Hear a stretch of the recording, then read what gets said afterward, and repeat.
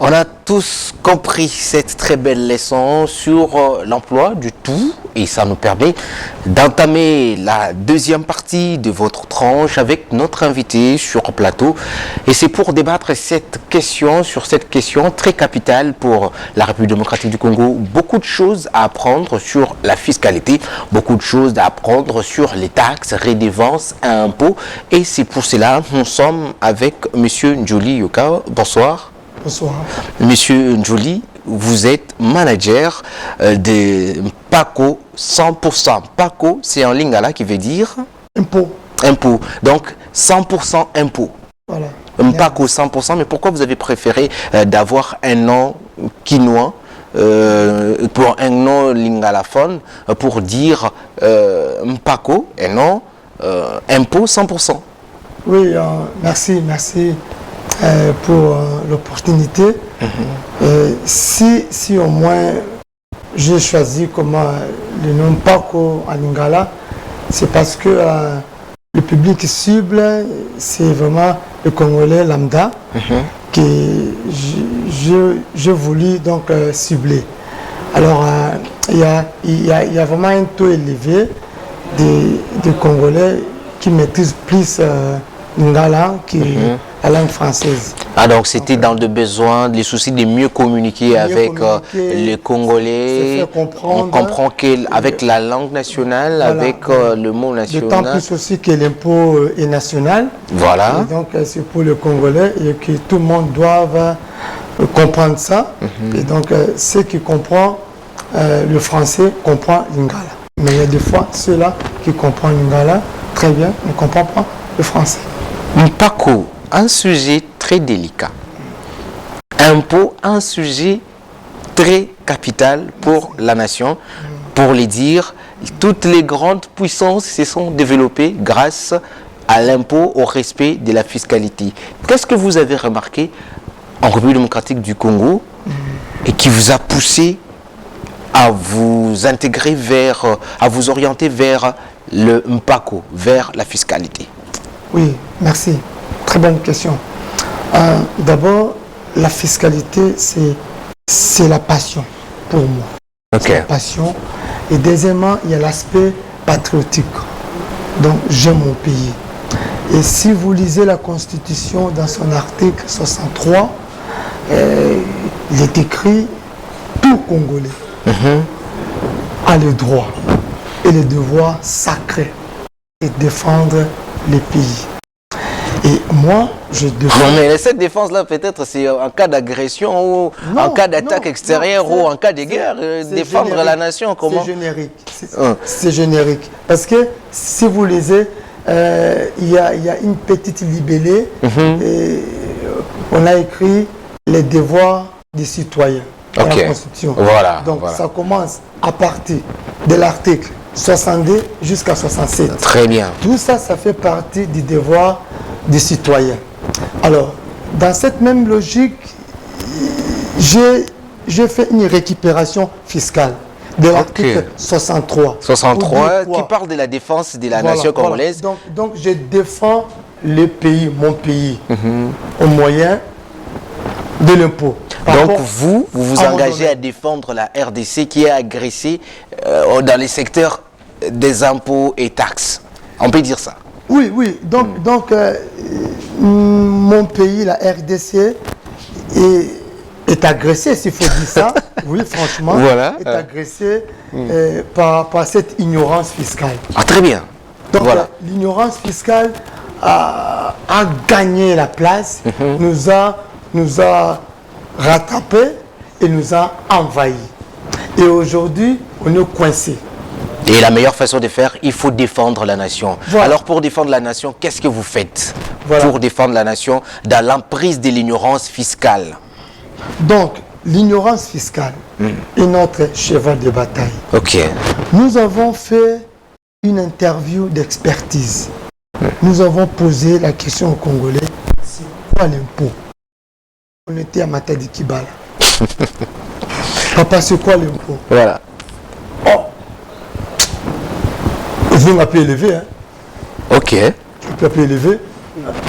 Comme si pour répondre à c'est quoi l'info, il fallait qu'il y ait déjà une préparation, c'est ça? Donc c'est ça, pour lui. Donc, aux à pied levé. Voilà, ça, c'est la réaction de la population. Voilà.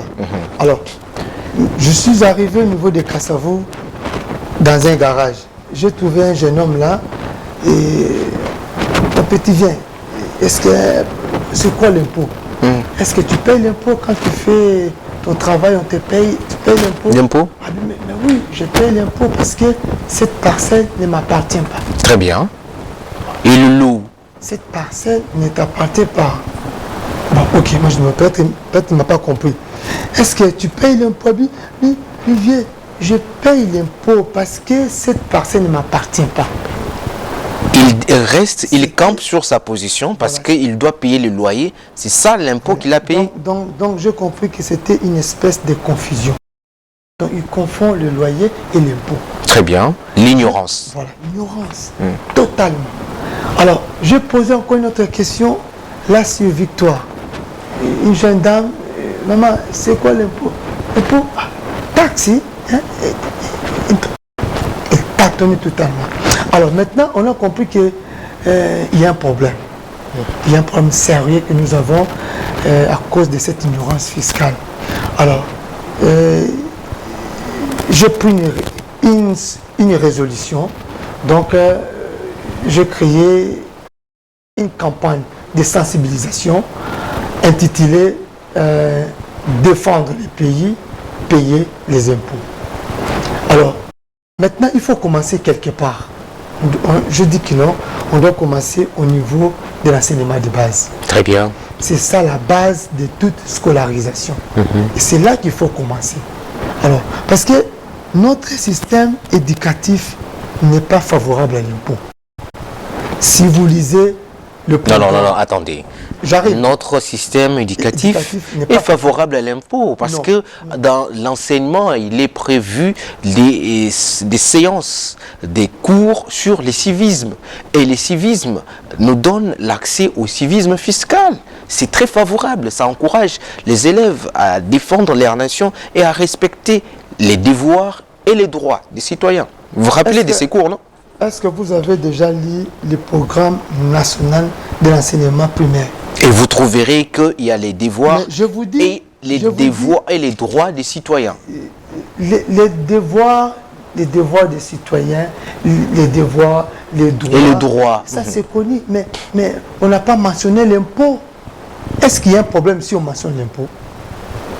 Voilà, là où il y a un problème. Donc, le programme national de l'enseignement primaire n'est pas favorable à l'impôt. Vous pouvez lire du début jusqu'à la fin. Pourquoi alors? Bon, moi je suis de ceux qui pensent que le programme est favorable. Non, pourquoi alors quelles sont vos analyses, quelles sont les faiblesses que vous avez trouvées dans le programme? Qu'on mentionne juste le mot impôt. Oui, parce que quand nous avons commencé la campagne le 25 mai, nous avons ciblé les écoles. On a commencé ici à EPA 3. Atteindre de la gauche. Oui. On a commencé là-bas, on a rassemblé des classes de 6e. 6e primaire. On a tenu l'activité. On a posé la question aux enfants. Et ici, sur mon t-shirt, on a écrit quoi? Un parcours 100%. Un parcours 100%. Hors impôt. Voilà, ça. Ouais. Alors, un parcours c'est quoi? D'abord, parcours en français c'est quoi? Non, parcours c'est l'impôt. Ok. Alors, l'impôt c'est quoi? Ils ne connaissent pas l'impôt. Les enfants ne connaissent pas l'impôt. Donc, pour vous dire que non, l'impôt n'est pas enseigné. Et là, c'est compliqué. Alors, on est en train de préparer les enfants pour devenir qui? On dit aux enfants, vous devez être des bons citoyens. Des bons citoyens à l'impôt. Alors, il faut parler l'impôt aux enfants. Parce que ce sont eux qui feront la force pour notre pays demain. Vous savez, on a un problème sérieux ici chez nous. Lequel? C'est cette ignorance fiscale. Les gens parlent de tout sauf de l'impôt. Attendez, avant qu'on arrive sur l'espace public. Restons dans l'éducation. Vous avez estimé, ou d'après vos enquêtes, que l'impôt n'est pas enseigné à la classe de base. Et comment vous avez détecté, juste par les questions que vous avez posées, ou vous avez visité les cours et vous avez échangé avec les encadreurs de ces enfants?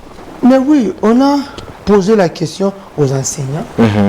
Il n'y a pas un cours sur l'impôt au niveau de l'enseignement de base. Au niveau primaire, vous pensez qu'il faut déjà enseigner les élèves sur l'impôt ou sur le droit? Mais c'est là qu'il faut commencer. Et le besoin en impôt. Mais c'est là qu'il faut commencer partout. D'ailleurs, vous l'avez évoqué ici au début, que tous les pays ont développé, c'est grâce à l'impôt. Et ils ont commencé quelque part. C'est au niveau de l'enseignement de base. On dit les choses élémentaires aux enfants. Quand vous allez grandir, vous ne devez pas frauder à l'impôt. Parce que si vous fraudez à l'impôt, vous privez l'État les moyens de sa politique. Voilà. L'État a des Là, je vous comprends parfaitement. vis-à-vis de sa population. Je vous comprends Alors, parfaitement. En payant les impôts, vous donnez les moyens pour faire sa politique. Ça doit commencer quelque part. Et vous grandissez avec. Oui. Et demain, vous serez inflexible. Est-ce que vous ne trouvez pas que c'est vraiment précipité et précoce? Parce qu'on apprend d'abord à l'enfant, l'élève primaire, de l'école primaire, à écrire, à compter, plutôt à écrire, à lire et à calculer, non? C'est ça. Nous avons ciblé les classes 3e, 4e, 5e, 6e. Ah oui, vous avez commencé voilà. le 3e primaire, 4e, 5e, 6e, 7e. Voilà. Voilà. On a ciblé ça. Vous savez, si vous êtes un lecteur de la Bible, il est écrit quelque part en proverbe: instruis l'enfant quand il est petit, et quand il sera grand, il ne quittera pas les chemins par lesquels il était enseigné. C'est fondamental. On doit commencer quelque part. Je vous donne un exemple. Voilà. Très vivant. Donc, il y a, c'est depuis le mois de mars. Le président américain, ancien président américain, Donald Trump. Ouais. Donald Trump, on l'a soupçonné de ne pas avoir bien déclaré ses impôts. Et on l'a accusé par ses propres travailleurs qui travaillent chez lui.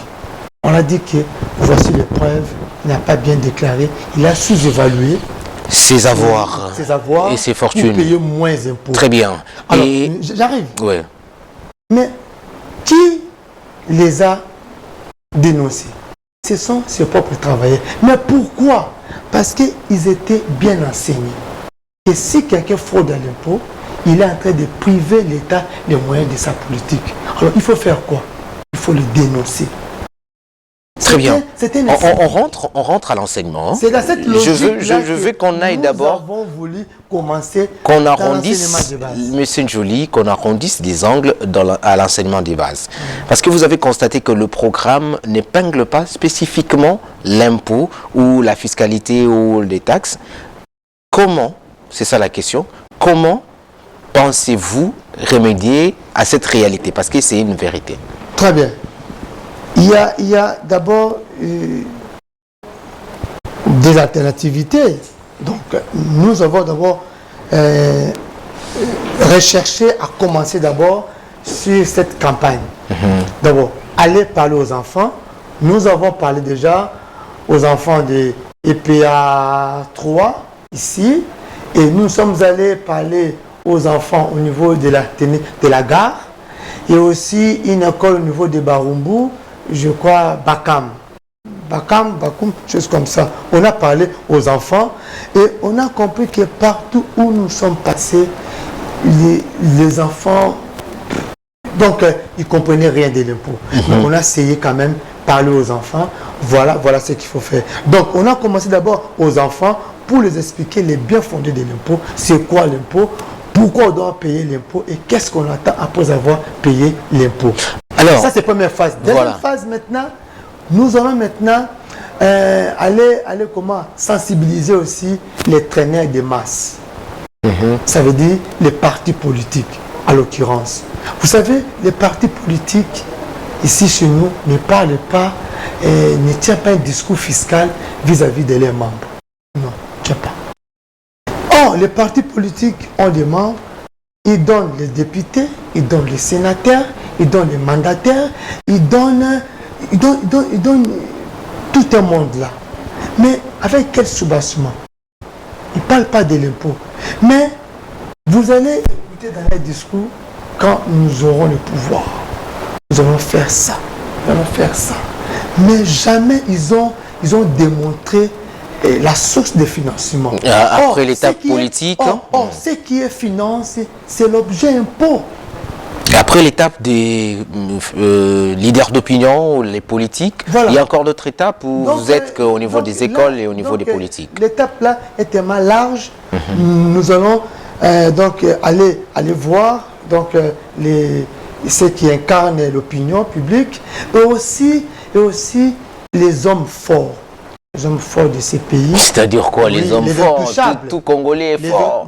Les intouchables, avec l'arrivée du président Tshisekedi, on n'a pas des hommes intouchables. Nous avons vu même les directeurs des cabinets du président de la République être jugés, condamnés. Les intouchables, il est déjà fort. Non, il n'y a pas des intouchables. On se met d'accord qu'il n'y a pas des intouchables et qu'on peut toucher à tout le monde. Je peux vous le prouver. C'est qui ne paye pas les impôts, il ne paye pas l'impôt sur le véhicule, il ne paye rien.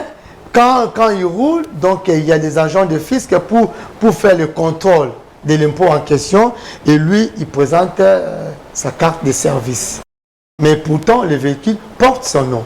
Il ne paye pas. Et comme il a un militaire à bord de son véhicule, on le laisse passer. Voilà un homme fort.